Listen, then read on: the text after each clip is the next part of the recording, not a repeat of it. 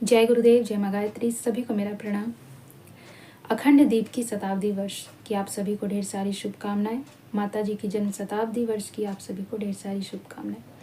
माता जी की जन्म शताब्दी वर्ष नवंबर में मनाई जाएगी तो हम सभी जानते हैं, और ये वसंत पर्व हम सभी के लिए इतना महत्वपूर्ण है, जिसमें हम पूज्य गुरुदेव की साधना वर्ष को मनाएंगे और साथ ही साथ अखंड दीप के 100 वर्ष को भी मनाएंगे, यानी कि अखंड दीप की शताब्दी वर्ष और पूज्य गुरुदेव की साधना की शताब्दी वर्ष।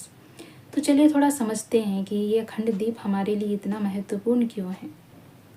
क्योंकि सभी हम जानते हैं कि अखंड दीप को पूज्य गुरुदेव ने जलाया है और जो निरंतर चली आ रही है, निरंतर जल रही है, तो इतना हम इन सब चीज़ों के बारे में जानते हैं और इसका 100 वर्ष पूरा हो रहा है, इसीलिए हम इसे शताब्दी वर्ष में इस बसंत पंचमी को मना रहे हैं।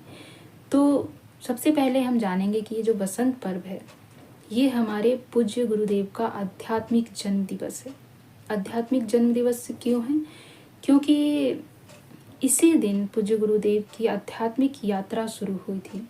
पूज्य गुरुदेव तो मदन मोहन मालवीय जी से दीक्षा लेकर गायत्री मंत्र का जप तो नियमित रूप से करते थे, लेकिन जो असली उनका आध्यात्मिक यात्रा शुरू हुआ, जो आध्यात्मिक जन्म हुआ, वो हुआ था वसंत पर्व 1926 को।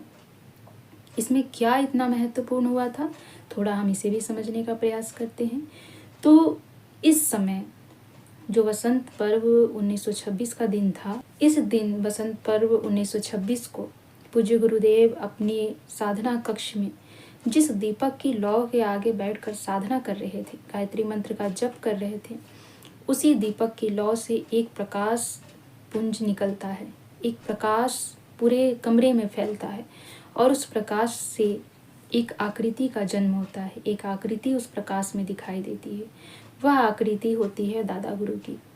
तो इसी बसंत पर्व के दिन पूज्य गुरुदेव ने अपनी पूर्व के 3 जन्मों के गुरु से मुलाकात की थी, जिसका साक्षी कौन था? जिसका साक्षी था अखंड दीपक। जिसके आगे गुरुदेव ने अपनी सारी तपश्चर्याएं की, सभी पुरस्चरण किए, उसका साक्षी कौन था? उसका साक्षी था ये अखंड दीपक। इसीलिए गुरुदेव को उस दिन 1926 के वसंत पर्व का दिन जो गुरुदेव का माना जाता है, वो आध्यात्मिक जन्म दिवस का माना जाता है। क्योंकि जब प्रथम मिलन उनका अपने गुरु से हुआ था, उस गुरु से जो 3 जन्मों से उनके साथ रहे और उनको अपने आध्यात्मिक यात्राओं का एक संक्षिप्त विवरण दिखाया, एक संक्षिप्त फिल्म दिखाया, जब उनको सारी चीज़ें दिखाई कि पिछले 3 जन्मों से वो किस प्रकार से सामाजिक कार्य करते आ रहे हैं, पिछले 3 जन्मों में किस प्रकार से उन्हें आध्यात्मिक कार्य किया और आगे कैसे उन्हें आध्यात्मिक कार्य करना है, जब इन सारी चीज़ों को गुरुदेव को, पूज्य गुरुदेव को उनके गुरुदेव यानी कि दादा गुरु ने जब बताया, तो उस दिन उनका आध्यात्मिक जन्म हुआ। यूँ क्या समझ लीजिए कि हम सभी गुरुदेव से जुड़े हैं और किसी दिन अचानक गुरुदेव आकर हमें हमारे उद्देश्य के विषय में, हमारे लक्ष्य के विषय में साक्षात दर्शन देकर बताने लगे, तो उस दिन आपको ऐसा अनुभव होगा कि आपका नया जन्म हुआ है। ठीक ऐसा ही उस दिन हुआ था जब 15 वर्ष की आयु में पूज्य गुरुदेव ने एक दिव्य आकृति को देखकर और उनसे अपने विषय में जानकर उन्हें अनुभव हुआ था। जब उनके गुरुदेव ने उनके असली व्यक्तित्व से उनकी पहचान कराई, तब पूज्य गुरुदेव को लगा कि आज मेरा नया जन्म हुआ है। और ये सारी चीज़ें किसके समक्ष होती गई? उसी अखंड दीपक के समक्ष हुई। पूज्य गुरुदेव ने अपना संपूर्ण जीवन यात्रा जो देखा, पिछली यात्राओं को देखा, अपने गुरु से मुलाकात की, अपने गुरु को अपने समक्ष देखा, अपने गुरु को साक्षात दर्शन देखा, उनके गुरु का दर्शन उनको हुआ। तो ये सारी चीज़ें जो साक्षी भाव से देख रही थी, वो थी हमारी अखंड दीपक। इसीलिए अखंड दीपक बहुत महत्वपूर्ण है और हम सभी इसका आध्यात्मिक जन्म दिवस मना रहे हैं। पूज्य गुरुदेव का आध्यात्मिक दिन और उनकी साधना, उसी दिन से वास्तविक साधना देखी जाए तो प्रारंभ हुई, क्योंकि गुरुदेव को दादा गुरु ने जो दिशा निर्देश दिए उसके अनुसार गुरुदेव ने अपनी साधनाएं प्रारंभ कर दी। तो इस हिसाब से गुरुदेव का जो आध्यात्मिक जन्म दिवस है और साथ ही साथ जो उनकी साधना का शताब्दी वर्ष है, वो 1926 से लेके 2026 में 100 वर्ष पूरा हो रहा है। और इसी 100 वर्ष के उपलक्ष्य में हम पूज्य गुरुदेव के साधना की शताब्दी वर्ष मना रहे हैं।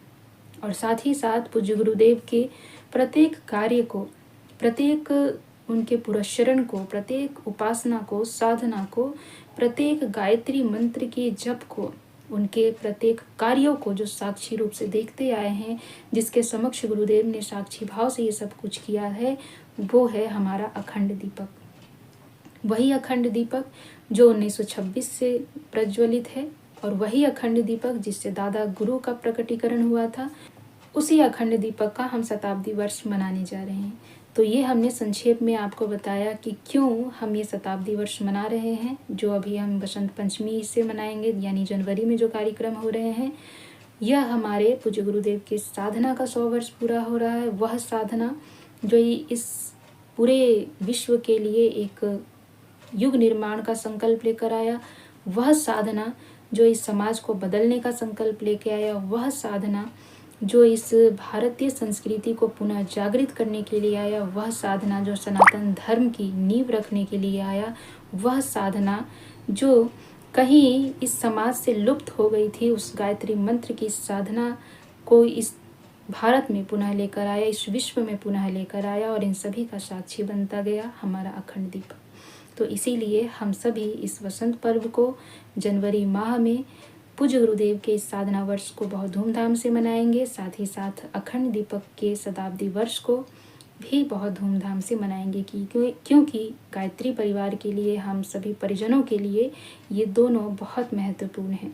अगर पूज्य गुरुदेव की साधना का बल ना होता, उनकी उपासना का बल ना होता, उनकी आराधना का बल ना होता और ये अखंड दीपक उसका साक्षी ना होता, तो आज इतना विशाल गायत्री परिवार ना होता और गुरुदेव के उस ऊर्जा का हम सभी को थोड़ा सा अंश न मिला होता और हम इतने बड़े परिवार में ना जुड़ पाते, हम गुरुदेव के साथ ना जुड़ पाते, हम गायत्री मंत्र जपने के अधिकारी ना बन पाते और पूज्य गुरुदेव इतना बड़ा संकल्प ना ले पाते।